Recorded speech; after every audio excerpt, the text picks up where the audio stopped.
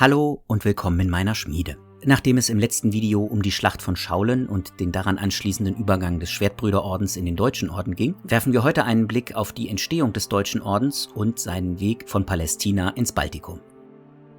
Der Deutsche Orden hatte seine Wurzeln in einer Spitalgründung der Kreuzfahrerzeit. Als Sultan Saladin seinen Eroberungsfeldzug gegen das Königreich Jerusalem 1187 begann, unterwarf er einen großen Teil der christlichen Fürstentümer wieder der Herrschaft des Islam. Die Christen wurden auf einige wenige Bastionen zurückgedrängt. 1189 kam dann die erste Hilfe aus Sizilien an. Mit diesen Truppen verbündete sich König Guido von Jerusalem und begann die Belagerung Akkons, das er aber nicht erobern konnte. Auch Kaiser Friedrich Barbarossa hatte ein großes Kreuzfahrerheer zusammengestellt. Dieses brach allerdings nach seinem Tod durch Ertrinken im Flüsschen Salef in der heutigen Türkei nach und nach auseinander und so kam auch nur noch ein kleiner Teil dieses einst sehr großen Heeres im Feldlager vor Akkon an. Die Situation der Belagerer war katastrophal.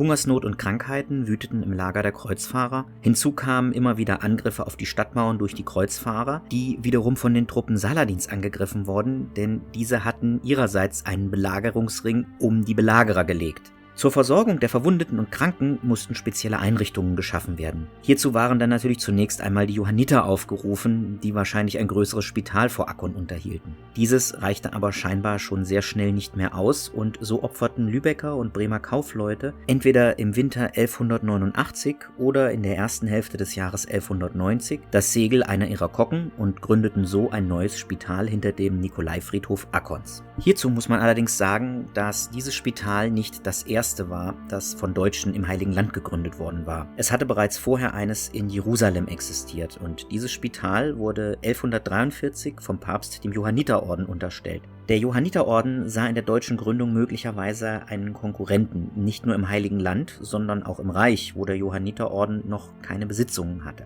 Der Chronist des Deutschen Ordens, Peter von Duisburg, führt die Gründung des Deutschen Ordens nur auf die Geschehnisse vor Akkon zurück und erwähnt das Hospital in Jerusalem gar nicht. Ein möglicher Grund, warum Peter von Duisburg dieses Hospital wohl nicht erwähnt hat, ist, dass es dem Johanniterorden unterstellt war und es nach der Gründung des Hospitals vor Akkon auch Auseinandersetzungen mit den Johannitern darüber gab, dass dieses Hospital auch wieder diesem Ritterorden unterstellt werden sollte. Aber zurück zum Hospital im Feldlager vor Akkon. Der Grund für die Spitalgründung ist nicht nur in karitativen Maßnahmen zu suchen, sondern auch in aus Europa mitgebrachten Gewohnheiten. Die Kreuzfahrer brachten aus Europa ihre nationalen Gegensätze und Eifersüchteleien mit. Man denke zum Beispiel an den Antagonismus Richard Löwenherz und Philipps II.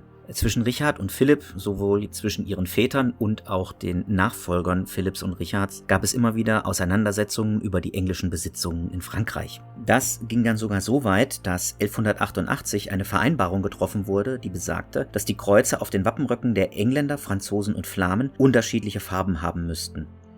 Zusätzlich hatten sich beide Könige geweigert, auf den Kreuzzug zu ziehen, solange der andere nicht ebenfalls ins Heilige Land ziehen würde. Der Grund dafür waren eben die erwähnten Besitzstreitigkeiten zwischen dem englischen König und dem König von Frankreich.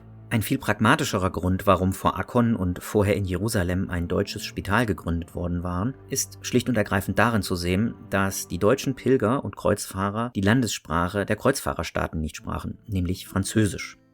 Dieses vor Akkon neu gegründete Spital scheint von deutschen Adligen und Fürsten auch weiter gefördert worden zu sein, nachdem die Stifter das Heilige Land bereits wieder verlassen hatten. Schon 1196 erhielt die Spitalgemeinschaft ein päpstliches Privileg, welches sie von bischöflichen Einflüssen befreite. Auch der Tod Kaiser Heinrichs VI. Hatte Auswirkungen auf die Entwicklung des Deutschen Ordens. Im März 1198 baten palästinensische Geistliche und deutsche Kreuzfahrer den Papst, die Spitalbruderschaft auch mit dem Heidenkampf zu beauftragen, da die deutschen Adligen ins Reich heimkehren wollten. 1199 wurde diese Bitte von Papst Innozenz III. Erfüllt. In kurzer Zeit war also aus einer Spitalbruderschaft ein Ritterorden geworden, der nun ebenfalls damit begann, seine Macht auszuweiten. Zunächst begann der Orden damit in Palästina, dann aber auch in den Herkunftsgebieten der Mitglieder und auch dort, wo der Hochmeister Hermann von Salza, Hochmeister von 1209 bis 1239, neue Betätigungsfelder seines Ordens ausmachte. In Siebenbürgen und in Preußen. Hier versuchte er überall ein zusammenhängendes Herrschaftsgebiet zu schaffen, was aber letztlich nur in Preußen gelingen sollte. Bevor wir uns jetzt aber den Weg des Deutschen Ordens ins Baltikum ansehen, bleiben wir erst nochmal im Heiligen Land. Denn dort erhielt der Deutsche Orden 1193 die Aufgabe, einen Teil der Stadtmauern Akkons am Nikolaustor auszubessern und zu erhalten, was nichts anderes heißt, sie mussten diesen Ort verteidigen. 2 Jahre später übertrug König Amalrik II. Von Jerusalem den Deutschrittern auch die Verantwortung über einen Turm im selben Bereich. Die Armee des Königreichs Jerusalem bestand zu einem großen Teil aus Truppen der Ritterorden, die für den Einsatz ihrer Krieger natürlich als Gegenleistung Landbesitz, Burgen oder irgendwelche Gegenleistungen erwarteten finanzieller Art. Der Deutsche Orden war mit Truppenkontingenten an den wichtigsten Schlachten im Heiligen Land beteiligt, wobei er sich besonders während des 5. Kreuzzuges von 1217 bis 21 in Ägypten verdient machte. Der Hintergrund, warum ich das erwähne, ist folgender. Wie die anderen Ritterorden auch, unterhielt der Deutsche Orden ein Hospital in Ägypten. Das Klima des Nildeltas führte dann dazu, dass viele Krankheiten unter den Kreuzfahrern wüteten.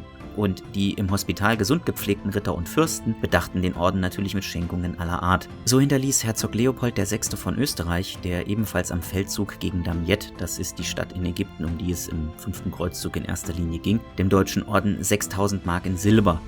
Dieses Geld sollte dann zum Kauf von Land und der Errichtung einer Burg verwendet werden. Der Orden konnte mit diesen und anderen Mitteln Landbesitz erwerben, vor allem in den Bergen östlich und nordöstlich Akkons. Auch der König von Jerusalem hatte dem Deutschen Orden 1220 bereits die Besitzungen des Grafen Josselin in der Nähe von Akkon überlassen. Auf diesem Land lag auch eine bereits 1150 gebaute Burg, die Mons Fortis, später auch Montfort genannt wurde. Der Deutsche Orden nannte sie schlicht und ergreifend Starkenberg.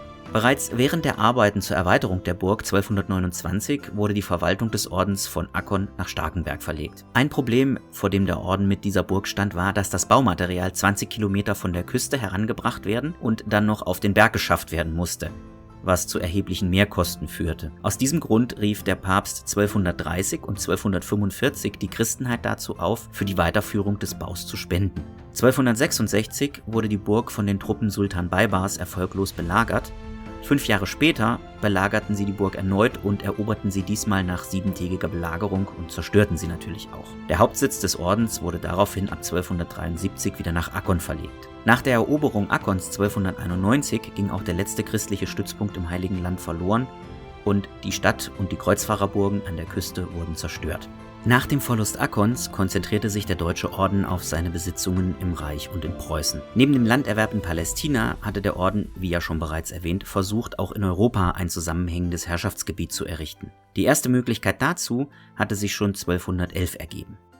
König Andreas II. Von Ungarn schenkte dem Deutschen Orden Besitz in Siebenbürgen, im sogenannten Burzenland. Aufgabe des Ordens sollte es hier sein, die Grenze Ungarns gegen die heidnischen Kumanen zu schützen. Hierzu wurden 6 Burgen errichtet. Aber diese Burgen und insbesondere der Versuch, sich fest zu etablieren und das ihm zur Verfügung gestellte Gebiet gegen Amtsträger des Königs und vor allem gegen den zuständigen Bischof abzuschirmen, was ganz im Sinne einer für die Ritterorden typischen Politik war, rief Widerstand hervor. Die Beziehungen zwischen Ungarn und dem Deutschen Orden hatten sich also sehr schnell verkompliziert und es regte sich Widerstand gegen die Anwesenheit der Ordensritter. Diese Ablehnung bezog sich nicht nur auf den Deutschen Orden, sondern insgesamt gegen Deutsche. Sie ging sogar so weit, dass Gertrude von Andechs, die deutschstämmige Frau König Andreas II., ermordet wurde. Hierzu ist allerdings anzumerken, dass der Widerstand nicht erst mit dem Erscheinen der Deutschordensritter entstand und seinen Ursprung in der wohl sehr freizügigen Vergabe von königlichen Ländereien an deutsche Günstlinge aus dem Umfeld der Königin begründet. So war ihr Bruder 1206 entgegen geltendes Kirchenrecht zum Erzbischof von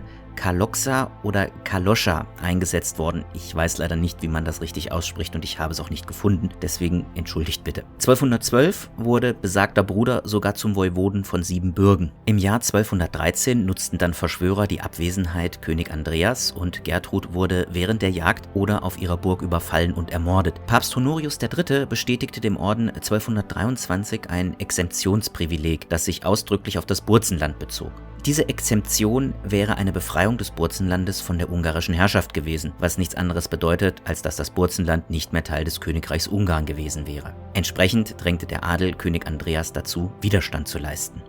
Auf Bitten des Ordens nahm der Papst 1224 das Burzenland in das Eigentum des heiligen Petrus auf und unterstützte so den Orden in seinem Versuch, das Gebiet aus Ungarn herauszulösen. Das war allerdings nicht durchzusetzen und 1225 wurde der Deutsche Orden mit Waffengewalt aus dem Burzenland vertrieben. Allerdings bot sich bereits 1226 eine neue Möglichkeit, Fuß zu fassen. Herzog Konrad von Masowien lud den Deutschen Orden ein, die masowische Grenze gegen die Prußen zu verteidigen. Um einem Schicksal wie im Burzenland zu entgehen, ließ sich Hochmeister Hermann von Salza von Kaiser Friedrich II. Eine Goldbulle ausstellen, die dem Orden für das Überlassene sowie jedes Gebiet, das er noch erobern würde, eine selbstständige Stellung garantierte. Die Herrschaft über das Ordensgebiet des Schwertbrüderordens nahm der Deutsche Orden 1237 an. Das habe ich ja an einigen Stellen schon mal erwähnt. Hermann von Salza zögerte damals, die Herrschaft sofort anzunehmen, weil es zum einen die Aufgaben des Ordens erheblich ausweitete und zum anderen die Erfahrungen aus dem Burzenland immer noch sehr aktuell waren. Des Weiteren kam hinzu, dass nicht nur geistliche Herren in Livland ihre Macht ausübten, wie wir ja schon gehört haben, sondern auch weltliche Herren wie der König von Dänemark in Estland.